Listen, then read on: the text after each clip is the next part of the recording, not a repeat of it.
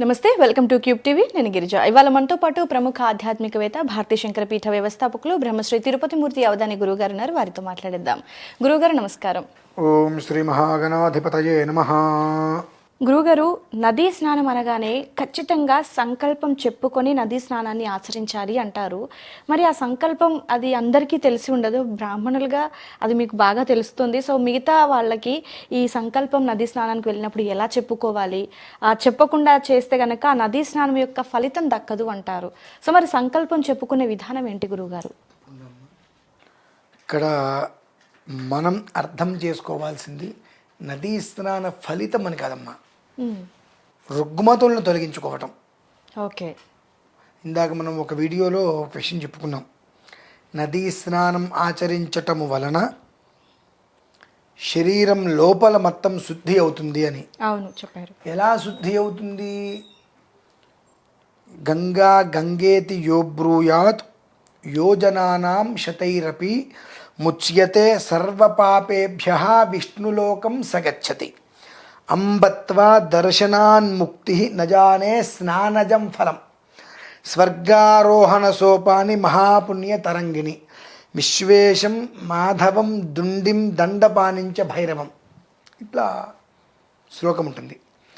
శ్లోకం చెప్పుకోవడానికి ముందు ఏం చేస్తారంటే, స్నానానికి ఎవరైతే వస్తారో వారు మామూలుగా బట్టలనే పక్కన పెట్టేసేసుకొని వాళ్ళు స్నానం బట్టలు కట్టుకొని వచ్చినప్పుడు వాళ్ళని నదిలో మోకాళ్ళ వరకు వెళ్ళిన తర్వాత వాళ్ళ నలుగురునో ముగ్గురు ఎంతైతే ఉంటారో దంపతులు కుటుంబం వాళ్ళందరినీ నిలబెట్టి చెప్పిస్తారమ్మ బ్రాహ్మణులు వచ్చి అక్కడ. ఓకే, సంకల్పం. ఓకే, అక్కడ కొంత బ్రాహ్మణులు ఉంటుంటారు కాబట్టి వాళ్ళు వచ్చి ఆ నదీ సంకల్పం, ఆ నదీ సంకల్పానికి ఒక్కొక్క నదికి ఒక్కొక్క సంకల్పం ఉంటుంది.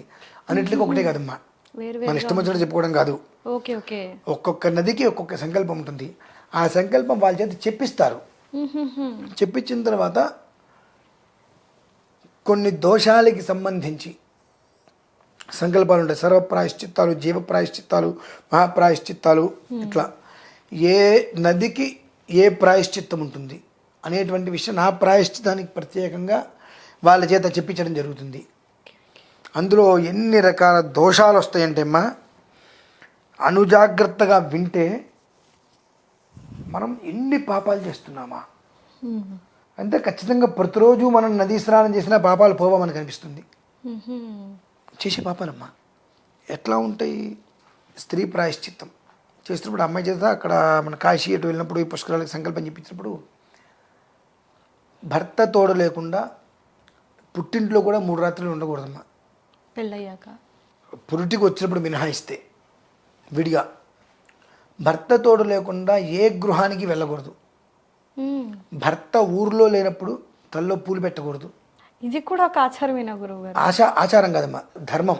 ఓకే, భర్తరి దేశాంతరిగతే వస్త్రాలంకరణాలు ఉండకూడదు. సామాన్యంగా అంటే భర్త ఇంట్లో లేకుండా ఊరు దాటి వెళ్ళినప్పుడు తల్లో పూలు పెట్టుకుని అందంగా ఉండంటే ఎవరి కోసం ఉన్నట్టు? ఓకే, ఇవన్నీ కూడా స్త్రీకి తనను తాను కాపాడుకోవడానికి చెప్పబడిన ధర్మాలు. ఇవన్నీ మనం తప్పిస్తున్నాంగా, ఉల్లంఘన చేస్తున్నాంగా, చేయట్లేదా? ఏ పరిస్థితుల్లో కూడా స్త్రీ మరొక స్త్రీని తిట్టకూడదు, మాట విసరకూడదు. మనం విసురుతున్నాంగా. అది రెగ్యులర్గా జరిగేదే గురువుగారు. కన్యా విక్రయ, గో విక్రయ ఇవన్నీ కూడా చేయకూడదమ్మా. వస్తువులు కూడా ఏవి విక్రయించకూడదు, ఆవుని విక్రయించకూడదు. ఇటువంటివన్నీ చాలా ఉన్నాయి. మరి ఇవన్నీ మనం ఆచరిస్తున్నామా? ఉదయం భర్త లేచే సమయానికి భార్య స్నానం చేసి ఉండాలి, బుట్టు పెట్టుకొని. వారు అసలు మెళ్ళో మంగళసూత్రాలే ఉండట్లేదుగా. అవును, ఎవరైనా చూసినప్పుడు వీళ్ళు ముత్తైదు అనుకోవాలా, ఏమనుకోవాలో ఏం అర్థం కావట్లేదుగా. అంటే నేను అంటున్నాను కదమ్మా, క్లారిటీ లేదు చూసే వాళ్ళకి. ఇటువంటి సంకల్పాలు ఎందుకు పెట్టారంటే వాళ్ళకి డౌట్ వస్తుంది. ఎంతటి ముందు చూపు. 100 సంవత్సరాల క్రితము ఋషులు ఇటువంటి సంకల్పాలన్నీ పెట్టారు అని అంటే 100 సంవత్సరాల తర్వాత కలియుగంలో మానవులు ఎలాంటి స్థితికి వస్తారు, ఆ స్థితికి వచ్చినప్పుడు ఈ దోషాలు ఎంత ప్రభావితం చేస్తాయి కుటుంబాన్ని.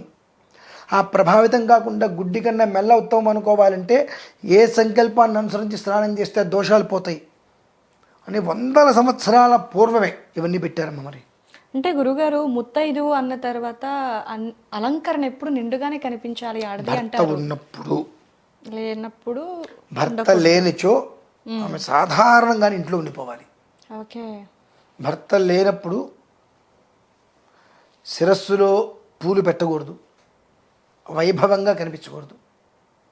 ఉదయం బయటికి వెళ్ళి సాయంత్రం వస్తాడంటే వేరు. రాత్రి గ్రామాంతరంలో ఉంటాడు భర్త. ఓకే. అది భర్త ఇంట్లో లేడు, బయటికి వెళ్ళంటే ఉద్యోగం కాదమ్మా. భర్త గ్రామాంతరం వెళ్ళాడు, అదే ఊరిలోకి లేడు, ఇవాళ రాడు రేపు రాడు అన్నప్పుడు అతను వచ్చే వరకు కూడా శరీర అలంకరణ నీకు పనికిరాదు. మరి అలాంటప్పుడు అంటే ప్రజెంట్ జనరేషన్లో గురుగారు సాఫ్ట్వేర్ అనే లేదంటే బయటకి ఎక్కువగా వెళ్ళే సందర్భాలు చాలా చూస్తున్నాం. నేను ఇప్పుడు మీకు చెప్పింది అదే. ఫంక్షన్స్ ఉంటాయి కదా గురుగారు, వందల సంవత్సరాల క్రితము ఇటువంటి రోజులు వస్తాయి అనే కదా ఈ సంకల్పాలన్నీ వచ్చింది. మరి ఫంక్షన్స్ అంటే అమ్మా అంటే లైక్ చుట్టాలదు పెళ్ళిళ్ళు లేదంటే వ్రతాలు, అలాంటప్పుడు అందంగా అలంకరణ చేసుకోవాల్సి వాటి గురించి అసలు నేను మాట్లాడట్లేదమ్మా. వాటి గురించి నేను ఇక్కడ ఆ శుభకార్యాలకు సంబంధించి రెడీ అవ్వచ్చు, కానీ ఇంట్లో ఉన్న విషయంలో అసలు నీ భర్త లేకుండా నువ్వు శుభకార్యం ఏం చేస్తున్నావు ఇంట్లో? అంటే నేను అంటుంది ఆ ఇంట్లో కాదు గురుగారు, చుట్టాలు. పూర్వం చెప్పా భర్త లేకుండా ఏ గృహానికి వెళ్ళవద్దు అని. ఓకే. సో అలాంటప్పుడు ఇది కూడా నిషిద్ధమే, ఏ గృహానికి వెళ్ళకూడదు. Okay okay. అనువంశికంగా వచ్చే ప్రమాణం అది. వాళ్ళు మనం తప్పుతున్నాం కనుకనే వందల సంవత్సరాల క్రితం సంకల్పాలు రెడీ చేశారు. ఎంత ముందు చూపు చూడండి, 6th సెన్స్ అంటారే ఇదే, ఇంత ముందు చూపు ఉంది. అది దృష్టిలో ఉంచుకొని ఆ దంపతులు ఇద్దరి చేత సంకల్పాలు చెప్పిస్తారమ్మా. దంపతులు ఇద్దరి చేత సంకల్పాలు చెప్పిస్తారు. ఆ పురుషుడికి కూడా అంతే, పరస్త్రీతో మాట్లాడకూడదు. స్త్రీకే కాదమ్మా, పురుషుడికి ఉన్న ధర్మాలు చెప్తే చచ్చిపోతాడు పురుషుడు. స్త్రీ ఇంకా 100 రెట్లు బెస్ట్. పురుషుడికి ఉన్నటువంటి నియమాల గురించి కనుక చెప్పడం మొదలు పెడితే చచ్చిపోతాడు పురుషుడు. వాడికి ఎన్ని ఉంటాయనంటే, వాష్రూమ్కి వెళ్తే అంటే చెప్పకూడదు కానీ కొన్ని తప్పట్ల చాలామంది ఉచ్చబోసేది కూడా నించొని ఉచ్చబోస్తారు, పోయకూడదు, మహాపాపం. నించొని మంచినీళ్ళు తాగకూడదు, సగం తాగి కింద పెట్టింది మళ్ళీ తాగకూడదు. చాలా ఉన్నాయి మా దోషాలు ఇవి. ఇవన్నీ కూడా అందులో వస్తాయి. అంటే తెలుగులో ఇంత మాట్లాడితే కాస్త ఇబ్బందికరంగా ఉంటుంది, కానీ అందుకని మంత్రాలని సంస్కృతంలో ఉంటాయి. తెలుగులో ఎందుకు ఉండమనంటే వాళ్ళకి అర్థం చేసుకోవడం చేతకాక రకరకాలుగా తీసుకుంటారు. నాలాంటి వాడే ఉంటాడు, కొన్ని అర్థం కావాలంటే అచ్చ తెలుగులో ఆ విషయాలు చెబితేనే ఎదుటి మనిషికి అర్థమవుతుందని చెప్పి చెప్తూ ఉంటాం. కొంతమంది కాస్త భయపడి వాష్రూమ్లోకి వెళ్తుంటారు, రకరకాలు చెప్పుకుంటారు. ఇలా ఒక మగవాడికి ఉన్నటువంటి దోషాలు చెప్తే వాడిని ఎందుకు బ్రతుకున్నాను అనుకుంటాడు వాడు. మగవాళ్ళకి ఎక్కువ కఠినంగా ఉన్నాయా గురువుగారు? మగవాడికి విపరీతమైన దోషాలమ్మా, అన్ని దోషాలు ఉన్నాయి. ఆ దోషాలకి మగవాళ్ళకి ప్రాయశ్చిత్తాలు కూడా తక్కువ, ఆడవాళ్ళకి చాలా ప్రాయశ్చిత్తాలు ఉన్నాయి.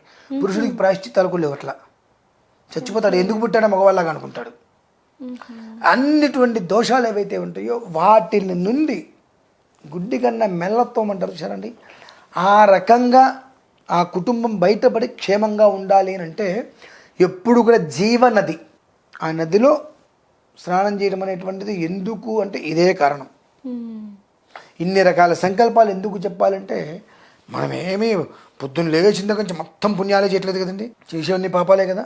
కనీసం కొంతమైనా ఆ పాప భాగం పోతే పిల్లలు బాగుంటారు, కుటుంబం బాగుంటుంది. అది దృష్టిలో ఉంచుకొని పూర్వ ఋషులు ఇన్ని రకాల సంకల్పాలు పెట్టారండి. కానీ ఇవాళ చాలామంది ఇదంతా అని మాట్లాడతారు కదా. వందల సంవత్సరాల క్రితం ఈ సంకల్పాలు పెట్టారు అంటే వాళ్ళకి ఎంత ముందు చూపుంది. రాబోయేటువంటి కాలంలో స్త్రీ ఆవిడ ముత్తైదా కాదని తెలుసుకోవడం కూడా కష్టమైపోతుంది అని అప్పుడే వాళ్ళు గ్రహించారు. ఇవాళ ఎంతమంది మెళ్ళ మంగళసూత్రాలు వేసుకుంటారండి, ఎంతమంది కాళ్ళకి మట్టెలు పెట్టుకుంటున్నారు, ఎంతమంది మొహం చక్కని దుడ్డు ముట్టు పెట్టుకుంటున్నారు. నార్మల్గా ఉన్న మనలో అన్నమాట. మరి ఈ దోషాలను ఎక్కడికి పోతాయండి? ఎప్పుడైతే భర్త బ్రతుకుండగా నీ మెల్లో మంగళసూత్రం లేదో వాడు బ్రతుకుండే ఉపయోగం, ఇంకా బలవంతంగా చంపేసినట్లు. మరి ఈ దోషాలకి ప్రాయశ్చిత్తం ఎక్కడి చూస్తుంది? ఈ రకమైన పుష్కర తీర్థ విధులు వచ్చినప్పుడు కానీ ఏదైనా క్షేత్రాలకు వెళ్ళినప్పుడు కానీ సంకల్పం చెప్పుకొని నదీ స్నానం చేయండి అని అంటారు. ఆ సంకల్పం చెప్పుకుంటూ వస్తే ఆశ్చర్యపోతాం. ఇన్ని రకాల సంకల్పాలు, దాని అర్థం ఒక్కొక్కటి తీసుకుంటుంటే ఆశ్చర్యపోతారు.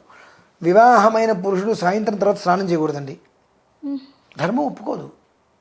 వాళ్ళు స్నానం చేయాలంటే పిల్లల దగ్గరికి రాలేదు, పిల్లలు కూడా దగ్గరికి రానిరు అంటే వేరేని కాదమ్మా. అంటే ఇటువంటివన్నీ కూడా తెలుసుకునేగా వాళ్ళు పెట్టింది సూత్రాలు. ఒక ప్రమాణం పెట్టారు అని అంటే ఒళ్ళు బలుపెక్కి పెట్టలేదండి ఎవరు. రాబోయే కాలంలో వచ్చేటువంటి కొన్ని విషయాలు తెలుసుకొని వాటి నుంచి బయటపడాలంటే సూక్ష్మంగా ఏవైనా కొన్ని ప్రాయశ్చిత్తాలు ఉండాలి నాకు ఉద్దేశంతో పెట్టింది. ఓకే ఓకే గురు. మరి అవన్నీ తెలుసుకోవాల్సింది. సో ఇది సంకల్పం అంటే మనం స్వతహాగా చెప్పుకునేది కాదు, ఒక బ్రాహ్మణుడి చేత చెప్పించుకోవాల్సింది. అంతేనమ్మా. ఓకే. సో నదీ స్నానం అన్నప్పుడు ఖచ్చితంగా అంటే అవకాశం కుదురుతుందంటారా గురువు గారు? వెళ్ళిన ప్రతి చోటికి బ్రాహ్మణుని పిలిపించుకొని అక్కడ సంకల్పం ఉంటారమ్మా. చెప్పుకోవడానికి? ప్రతి ఆలయం దగ్గర ప్రతి క్షేత్రంలోనూ కూడా ఏదైతే నది ఉంటుందో ఆ నదిని నమ్ముకొని జీవించేటువంటి చాలా మంది ఉంటారు అక్కడ. ఓకే విప్రోత్తములు చక్కగా మాకు స్నాన సంకల్పం కావాలంటే వాళ్ళు చెప్తారు దగ్గర ఉండి. Okay okay. అంటే మనం అడగాలి. కొంతసార్లు వాళ్ళు వచ్చి అంటే మీరు ఏమైనా స్నాన సంకల్పం చెప్పుకుంటారంటే వీళ్ళకి ఏదో మనం ఒక 50-100 ఇవ్వాల్సి వస్తుందని చెప్పి ఆఖరలా ఏదో మొహం పెట్టుకొని ఎంతో ఖర్చు పెట్టిన అక్కడికి వచ్చావు. వాళ్ళకి ఏదన్నా ఇచ్చి సంకల్పం చెప్పుకుంటే నీ దోషం మొత్తం పోతుంది. వాళ్ళు ఆ పూట కుటుంబం భోజనం చేసినటువంటి ఆ పుణ్యం నీకే వస్తుందిగా. ఏమక్కర్లేదండి మాకు అక్కర్లే, మాకు అన్నీ తెలుసు, మేము దానికోసం రాలా. గురుగారు మరి సంకల్పం చెప్పకుండా నదీ స్నానం చేస్తే పాపాలు తొలగిపోవంటారా? పాపాలు తొలగిపోవని కాదమ్మా, శరీరం మీద మురికిపోవటం కాదు, లోపల ఉండేటువంటి మురికి పోవాలి కదమ్మా. ఆ మురికి పోకుండా మీరు స్నానం చేయకుండా 4 రోజులు మేకప్ వేసుకుంటారు. 5వ రోజు పరిస్థితి ఏంటి? స్నానం చేయాల్సిందే ఖచ్చితంగా, చేయకపోతే కష్టం. మీరని కాదండి, మామూలుగా స్నానం చేయకుండా 4 రోజుల పాటు మేకప్ వేసుకుంటాం. 5వ రోజు ఖచ్చితంగా ఒళ్ళంతా చెమటకంప కొడుతుందిగా, దగ్గరికి ఎవరు రానిదిగా. దాన్ని బట్టి అర్థం చేసుకోవచ్చు. ఓకే ఓకే గురుగారు. సంకల్పము అని అంటే రుగ్మతలు నరాల్లో దాగున్నటువంటిది ఏదైతే కనుక దోష ప్రభావాలు ఉన్నాయో ఆ దోష ప్రభావాలే మనిషి యొక్క మనస్సు మీద మెదడు మీద ప్రభావం చూపించి అనేక మార్గాల్లో ఆ మనిషిని తిప్పుతూ ఉంటాయి. కాబట్టి ఆ మార్గాలన్నీ కూడా అక్కడ వదిలేయటం, అదే విషయం అక్కడ. అంటే ఏదో సంకల్పం అంటే చిన్న పదంగా అనిపించింది కానీ గురువుగారు చాలా పెద్ద హిస్టరీయే ఉంది సంకల్పం వెనకాల. సో చాలా చక్కగా తెలియజేశారు గురువుగారు వీక్షకుల కోసం. ధన్యవాదాలు.